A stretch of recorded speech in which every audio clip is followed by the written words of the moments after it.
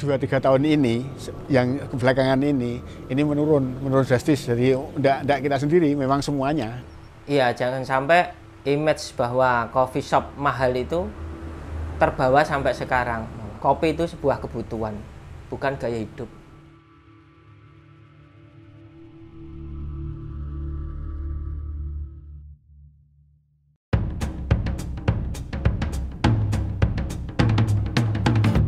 Kopi. Kopi merupakan minuman hasil seduhan dari biji kopi yang telah disangrai dan dihaluskan. Secara umum, kopi dibagi menjadi 2 spesies, yaitu Arabica dan Robusta. Sejarah awal mula kopi di Indonesia berawal pada tahun 1696. Pada saat itu, Belanda atas nama VOC mendarat di Pulau Jawa membawa tanaman kopi dari Malabar, India. Di Indonesia sendiri, setiap daerah pasti mempunyai kopi khasnya tersendiri. Bahkan, setiap tahunnya, Indonesia mampu memproduksi lebih dari 4.000 ton biji kopi.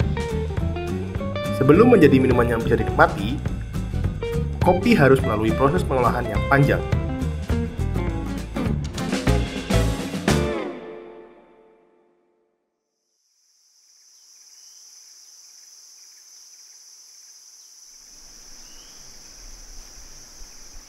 Perkenalkan, nama saya Ahmad Al-Baihaqi, biasanya dipanggil Baihaqi atau Haki.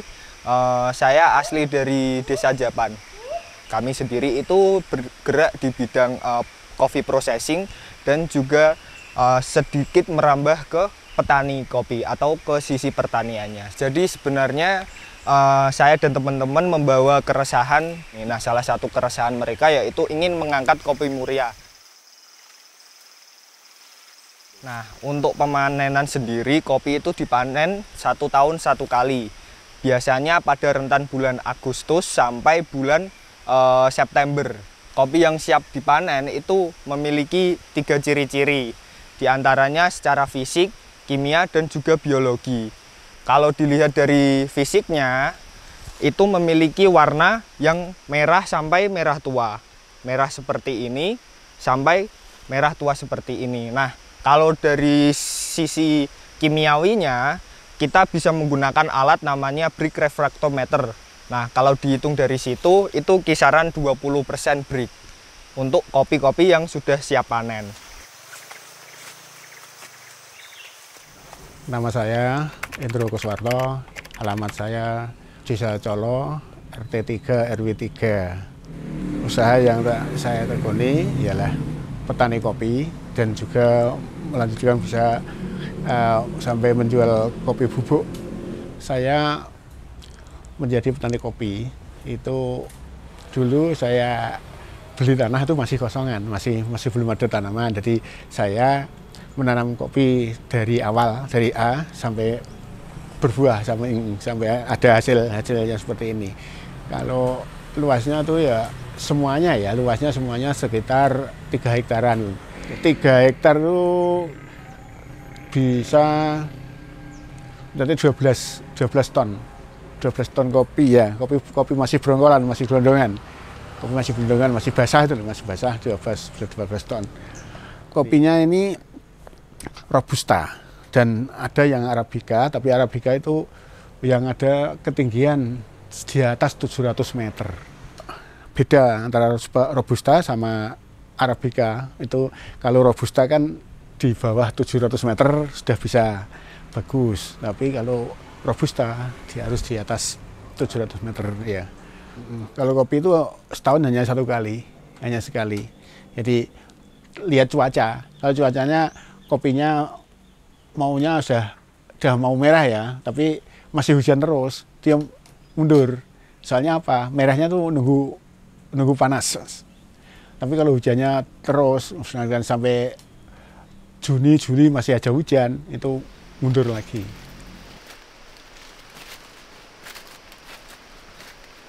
Sebenarnya proses pasca panen kan macam-macam ya. Nah, kalau di desa ini sendiri itu lebih dominan ke natural.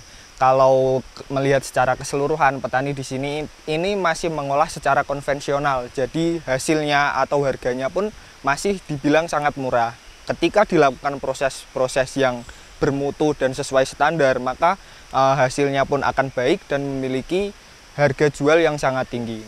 Kita memilih biji-biji yang sudah merah, kemudian kita kumpulkan. Nah, setelah itu dilakukan proses yang namanya pasca panen atau post harvesting. Nah, setelah kopi dipanen, kemudian dilakukan sortasi, kemudian dilakukan penjemuran sekitaran 2-3 minggu. Kemudian setelah dijemur, kemudian dilakukan pengupasan. Setelah dilakukan pengupasan, kemudian dilakukan sortasi kembali. Dilakukan sortasi mengenai defect dan juga dilakukan grading berdasarkan ukuran. Nah, ini merupakan salah satu contoh kopi yang setelah dilakukan penjemuran kemudian dilakukan penggilingan atau sering disebut sebagai green bean, atau masyarakat sini menyebutnya sebagai beras. Nah, setelah dilakukan penggilingan, ketika sudah menjadi green bean juga dilakukan cross check menggunakan alat moisture meter untuk mengetahui kadar air. Nah, kadar airnya sudah memenuhi kriteria, yakni sekitar 12%. Nah, selanjutnya siap dilakukan pengiriman ke roastery ataupun kedai-kedai kopi yang lainnya. Perkenalkan, nama saya Imam Kurniawan, biasa dipanggil Ucil. Saya bertempat tinggal di kedai saya sendiri di nomor 8 Coffee di Jalan Menur nomor 8 Kota Kudus. Nama usaha yang saya jalani selama ini nomor 8 Coffee. Banyak yang bilang ada nomor Coffee, nomor 8 dan lain-lain, tapi kalau saya pribadi nyebutnya nomor Coffee. Kita bergerak di bidang kedai kopi dan juga roastery. Nomor 8 Coffee kita berdiri sejak 13 April 2015. Awal mula usaha kita berawal dari kedai dulu, karena dulu di Kudus tuh belum ada coffee shop yang menurut saya pribadi itu cenderung ke edukatif, lebih banyak sharing dan lain-lain. Itu di masa 2015 itu memang belum ada. Setelah berjalan dari 2015, pada akhirnya saya memiliki pikiran untuk kenapa saya nggak roasting gitu. Itu mulai muncul pikiran-pikiran itu ketika di 2017. Dari situlah kita berniat untuk memulai bisnis selain kedai adalah roastery. Karena menurut saya pribadi, kebetulan Kudus itu mempunyai pegunungan, yaitu Gunung Muria. Dari situ pun juga mempunyai kebun kopi. Jadi menurut saya itu juga salah satu potensi yang mungkin bisa saya bawa entah di kedai, entah di roastery. Nama saya asli Novianto, kelahiran dari Surakarta atau Solo. Saya di Kudus mulai tahun 2003. Ya 2015-2016 saya mulai terjun di bidang kopi, warung kopi tepatnya, dan mulai saat itu juga saya mulai nyangrai kopi sendiri.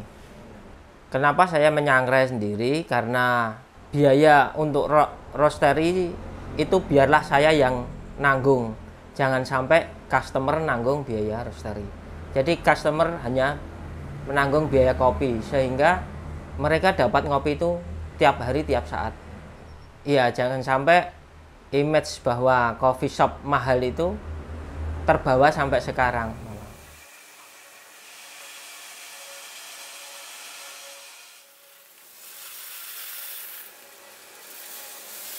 Saya menjalankan usaha roastery ini memang single, saya sendiri. Semua yang pegang saya, yang milih bahan saya, yang roasting saya. Kalau dalam proses menyangrai kopi, kita mau kopi ini mau kita bikin apa? Apakah manis, asam, atau bold, pahit gitu. Itu nanti permainannya ya di sini. Antara fase dehidrasi, fase Maillard, dan nanti nyari developnya itu asamnya itu gimana, manisnya panjang atau pendek gitu aja. saya menyesuaikan dari siapa yang meminumnya. Kalau dia orang-orang tua, otomatis dia itu kopi manis. Saya akan memberikan kopi saya yang sudah manis tanpa harus banyak gula. Untuk kopi yang saya sebar di daerah Pantura, otomatis lebih bold, lebih pahit karena budayanya itu memang itu. Kalau di Bandung dia lebih asam. Ya, yang membedakan itu saya sesuaikan dengan lidah masing-masing daerah gitu aja. Untuk produk pastinya kan kopi blend itu ada 4 blend, Robusta Muria 1. Itu yang pasti. Kalau untuk single origin memang selalu berganti. Untuk Arabica itu selalu berganti mengikuti daerah mana yang panen gitu aja. Contoh ini kan kopi dari Gayo Aceh. Saya roasting sedikit gelap karena memang ini banyak buat campuran. Kalau campurannya biasanya saya pakai Muria karena Robusta Muria itu cenderungnya lebih flat rasanya. Rasanya datar saja, nggak dominan. Jadi kan memang kalau seperti cat lebih babar kalau saya campur. Jadi saya gabung gayonya dapat tanpa pahit yang terlalu gitu.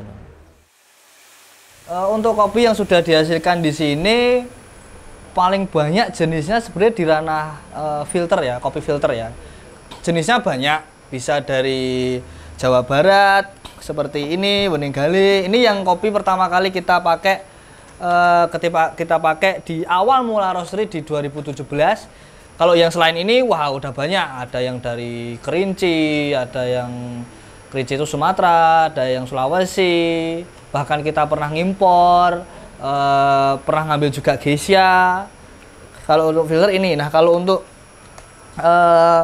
espresso itu paling sering dan bahkan sangat banyak digunakan oleh kedai-kedai. Karena ketika kita ngomong espresso itu udah menjadi kayak jantung dari setiap coffee shop itu sendiri. Dia itu menjadi bahan dasar untuk minum-minuman lain selain espresso, misal kayak long black, americano, cappuccino, cafe latte, avocado, dan lain-lain lah. Dan itu bisa menjadi banyak menu, dan itu bisa dibilang kenapa tadi seperti jantung di setiap coffee shop. Nah, sebelum di roasting itu harus tahu densitasnya, tingkat kepadatannya itu seperti apa, kadar airnya itu berapa.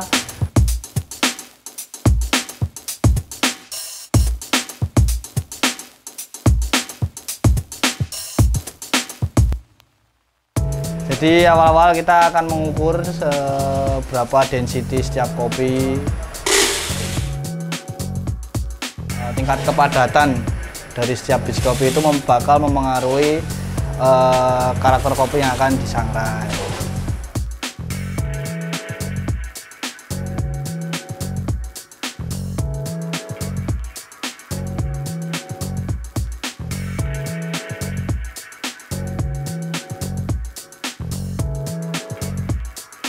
Ini lagi ngelakuin proses roasting ya. Proses roasting itu penyangraian kopi dari green bean menjadi roast bean ya. Ini dia dari pergerakan suhu, jadi kalau yang merah ini pergerakan suhu airflow. Airflow itu suhu yang di dalam ini, mesin ini dibuang untuk proses pemasakan. Kalau ini suhu pergerakan bean, jadi kita bisa tahu berapa kenaikan suhunya per detiknya.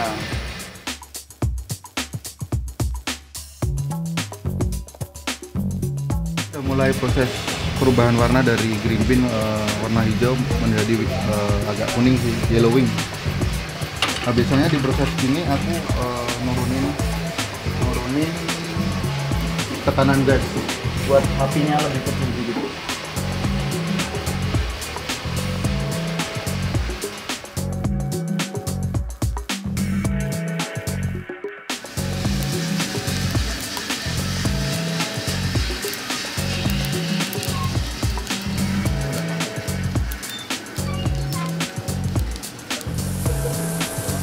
ini kita udah proses pendinginan kopinya sih.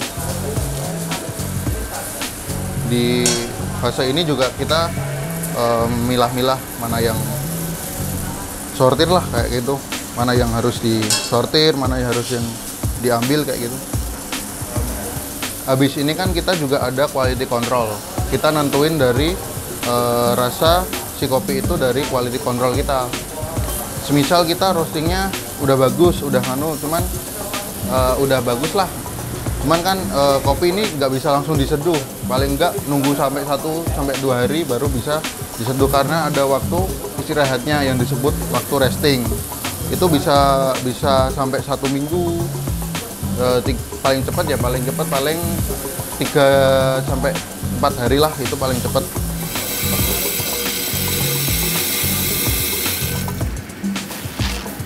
Jadi setelah roasting itu prosesnya adalah cupping, yaitu untuk quality control atau QC setiap beans yang sebelum dijual. Karena aroma ketika tadi sebelum dikasih air sama setelah dikasih air itu berbeda. Karena ketika udah dikasih air, kopi itu udah mulai terekstraksi sebenarnya. Nah, itu akan muncul aroma-aroma kayak gula, manis, terkaramelisasi dari masa roasting tadi, itu akan muncul semua. Ini proses pengemasan. Kita lanjut ke pengemasan karena kalau kita menurut dari kita kurang bagus, kita nggak bakal keluarin. Cuman kalau rasanya kita udah sesuai, kita bakal ngeluarin kopi itu buat dipasarkan. Kita juga pakai packagingnya yang ada valve-nya. Untuk apa? Biar nggak ada udara luar masuk, tapi udara yang dalam itu keluar. Itu juga bakal pengaruh ke rasa juga. Karena kalau nggak ada ini, rasa di dalam kopinya juga gasnya nggak bisa keluar dari dalam packaging ini sih.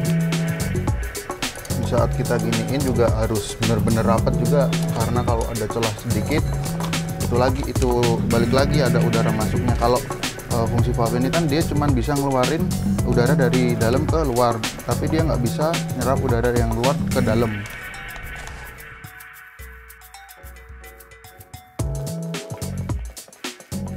Untuk pertama mereka biasanya pedagang itu untuk pertama kita cupping bareng. Kurang apa? Begitu pas saya minta kayak gini. Bukan saya punya produk kamu jualin, enggak. Dia cocok apa enggak? Kan kadang beda-beda, setiap daerah itu rasa kopiku yang enak gimana itu berbeda.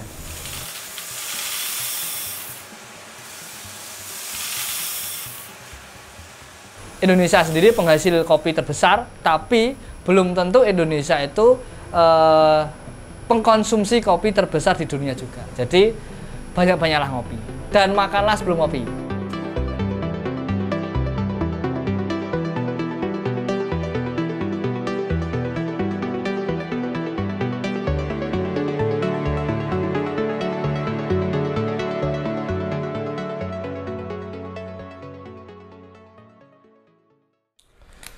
Cinta kali kalau saya bilang, terlalu cinta dengan kopi. 2014 sudah bergelut dengan kopi itu buat saya udah ketemu kali ya, soulnya, nyawanya udah di kopi usahanya. 2014 itu lebih ke bisnis ya, semua bisnis dijalankan. Cuman saya memilih jalan terakhir 2020 akhir. Kemarin kita close semua untuk yang di kota, kita buka 2021 tanggal 14 Januari di Dawe sendiri, tepatnya di pasar, dalam pasar Dawe lokasinya. Bisnisnya Mas kok berani sih dalam pasar harus, padahal kalau mau dibilang jangkauan untuk orang datang itu susah. Saya bukannya masalah jangkauan, tapi saya lebih memilih customer yang masuk ke sini, mereka benar-benar niat, orang datang ke sini, saya memilih customer lebih segmented. Dia butuh kopi, datang ke sini. Ketika 2 kali, 3 kali dia tidak dapat coffee shop warung saya ini, dia pasti akan datang. Saya yakin akan datang, dan itu terjadi. Tujuannya adalah tadi, komunikasinya, mereka pengen sharing, pengen tahu tentang kopi seperti apa. Saya lebih menghargai customer, kita ajak ngobrol. Nah, suasana seperti itu Mas sekarang nggak ada didapetin di coffee shop lainnya. ya pola bisnisnya kita rubah. Dulu kita diatur oleh bisnis, sekarang saya yang harus atur bisnisku, jangan ke direct.